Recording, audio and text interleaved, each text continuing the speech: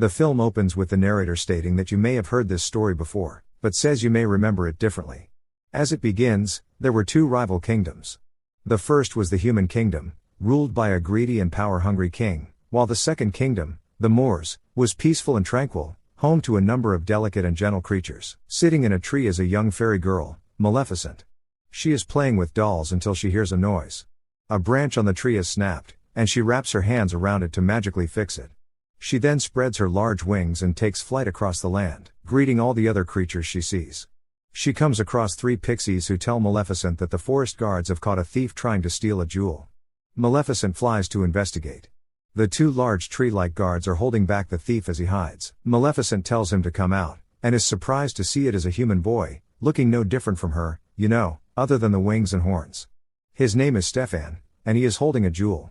Maleficent tells him to hand it back, and once he does, she tosses it into the river. She escorts him out of the moors and learns that his parents are dead. He leaves, but returns to the moors weeks later. From there, Maleficent and Stefan form a friendship, which later blossoms into a romance in their teenage years. On her 16th birthday, Stefan gives Maleficent true love's kiss.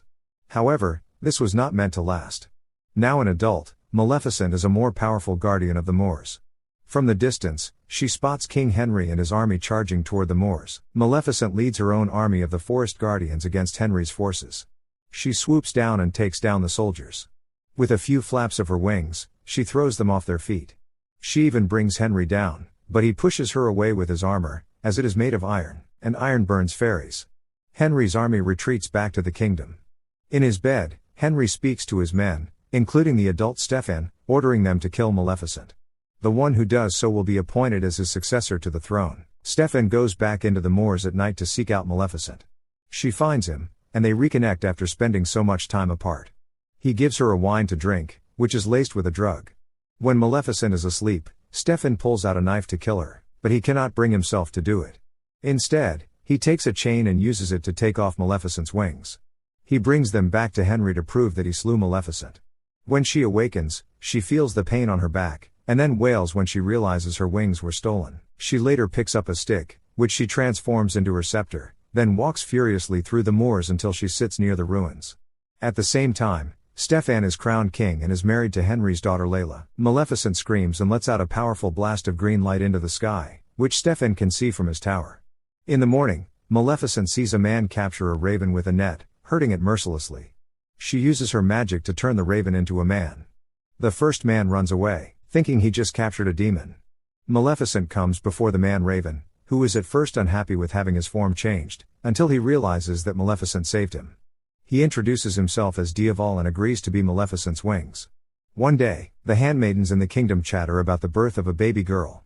Diaval overhears in his raven form and reports back to Maleficent to tell her that Stefan and Layla have welcomed a baby girl.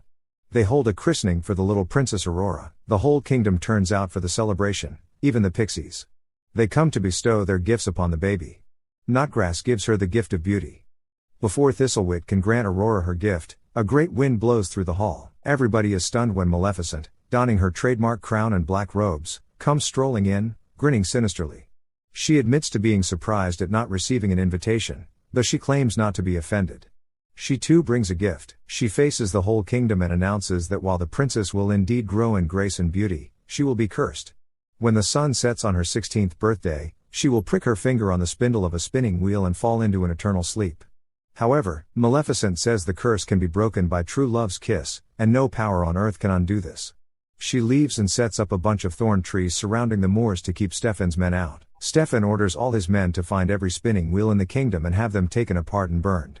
He also orders the pixies to take Aurora away so they may hide her in a cottage in the woods. The pixies take human-like forms to blend in. Maleficent and Diaval still find them in the cottage, however.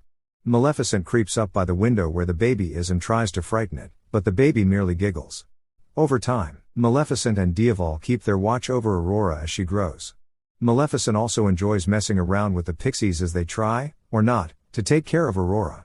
While the baby cries at night, Diaval brings her a flower with water for her to drink, while the pixies just sleep. The child chases after a butterfly and nearly wanders over a cliff, but Maleficent uses her magic to have some branches catch her. Growing more paranoid, Stefan orders his men to storm the moors and kill Maleficent. They launch fireballs at the thorn trees, but Maleficent only makes them grow taller. Angered at the failure of his men, Stefan demands to see the Iron Makers. Aurora grows into a beautiful young lady, nearing her 16th birthday. She happens upon the moors one evening, and Maleficent puts her to sleep, while Stefan's men continue their hunt for Maleficent. Maleficent turns Diaval into a wolf, who scares the men away. They take Aurora deeper into the moors. When she awakens, she is enchanted by all the beauty and the creatures she sees. She sees Maleficent and thinks she is her fairy godmother, having recognized her in Diaval since childhood. Diaval takes his human form and greets the princess. Maleficent puts her to sleep again and lets her sleep in her cottage. Realizing she cares for the girl, she tries to revoke the curse, but because she made it so that no power on earth can undo it, she fails. Diaval, knowing that Maleficent has changed her feelings toward Aurora, says that true love's kiss can still break the spell, but Maleficent says she cursed her that way because there is no such thing. Stefan sits in his chamber staring at Maleficent's wings as they are trapped in a glass cabinet. One of his men comes to tell him that the queen is dying and may not make it through the night. Stefan only concerns himself with Maleficent's impending arrival. Maleficent sits with Aurora in the morning, telling her that there is an evil in the world that she may not be able to protect her from. Still, the princess is happy where she is and plans to tell the pixies, whom she believes are her aunts, that she wishes to stay in the moors. While practicing what she'll say in the woods, she comes across the handsome Prince Philip. He sees her and is mesmerized by her beauty, but their interaction is brief. Aurora returns to the pixies, who are trying to make her a cake for her birthday. She announces that she wants to stay in the moors. To their shock, Snodgrass lets it slip that Aurora's father is expecting to see her the day after her birthday, despite previously telling the girl that her parents died. They also let slip about Maleficent's part in the curse. Aurora returns to Maleficent and asks if this is true. She admits that she is the dreaded fairy that Aurora was once told about. Now frightened by her, Aurora flees and returns to the kingdom. Aurora is taken to Stefan, as he is planning his strategy for fighting Maleficent. She greets her father with a hug, and although he is relieved to see her fine, he orders that she be locked in her room for protection. On the day of Aurora's birthday, the princess grows restless and has a discomfort on her finger. She then hears a voice calling her name. She goes through the walls after it is opened by a handmaiden, and then finds herself in the dungeon where the destroyed spinning wheels are. Back in the moors, Maleficent realizes what day it is and then finds Philip as he rides through the woods. She puts him to sleep and turns Diaval into a horse so they and Philip with his horse can ride to the kingdom as the sun begins to set. As they race to the castle, Aurora notices the cursed spinning wheel forming. She walks to it and pricks her finger on the spindle, drawing some blood. Her eyes shut and she collapses to the floor. Maleficent senses that she is too late. The handmaiden finds Aurora and brings her to her room where she rests. Stefan is both angered and distressed over this, blaming the pixies for their failure to protect Aurora. He swats Flittle away and leaves. Meanwhile, Maleficent and Diaval sneak into the kingdom with the still unconscious Philip to break the spell. They drop Philip off outside Aurora's room, and the pixies hear his body hit the floor. He wakes up and is brought in after introducing himself as the prince. The pixies push him to Aurora's bedside so he can give her true love's kiss. Although he is attracted to Aurora, his kiss is not enough to wake her up. Maleficent and Diaval watch this sadly, and Philip leaves. Maleficent enters Aurora's room and stands by her bed, apologizing to her for what she's done, and ensures that no harm will come to her as she sleeps. She kisses the girl's forehead and turns to leave, when Aurora's eyes open. "Fairy godmother?" she says. "Beastie," Maleficent responds. Aurora decides that she still wants to stay in the moors, and Maleficent begins to guide her out. One of the guards goes to tell Stefan that Maleficent has been spotted. They all ambush her in the hall by dropping an iron net on her. The soldiers run and attack her, until she transforms Diaval into a large dragon. Diaval breathes fire at the guards while Maleficent tells Aurora to run. Diaval pulls the net off Maleficent, but the guards surround her with their shields. Stefan, entirely dressed in his armor, comes to face his former love for the last time. Meanwhile, Aurora comes by the room with Maleficent's wings, which start to flap. She pushes the cabinet over and breaks it, setting them free. Before Stefan can strike a fatal blow to Maleficent, the wings reach her back and reattach themselves to her. She begins to fly away until Stefan throws a chain at her leg and holds on. She flies out the window, pulling Stefan with her. They fall onto a tower, and Maleficent throws Stefan against the wall, declaring it's over. Not satisfied, Stefan jumps on Maleficent, throwing them both off the tower. She takes flight again, dropping Stefan in the process.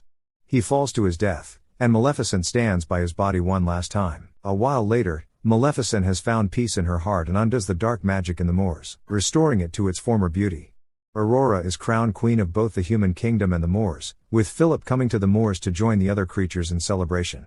The narrator finishes the story by revealing that she is Aurora, as they once called her Sleeping Beauty. She adds that in the end, it took one who was both a hero and a villain to make things right. And her name was Maleficent. Remember to turn on notifications, so you can watch more movie recaps like this. Thanks for watching.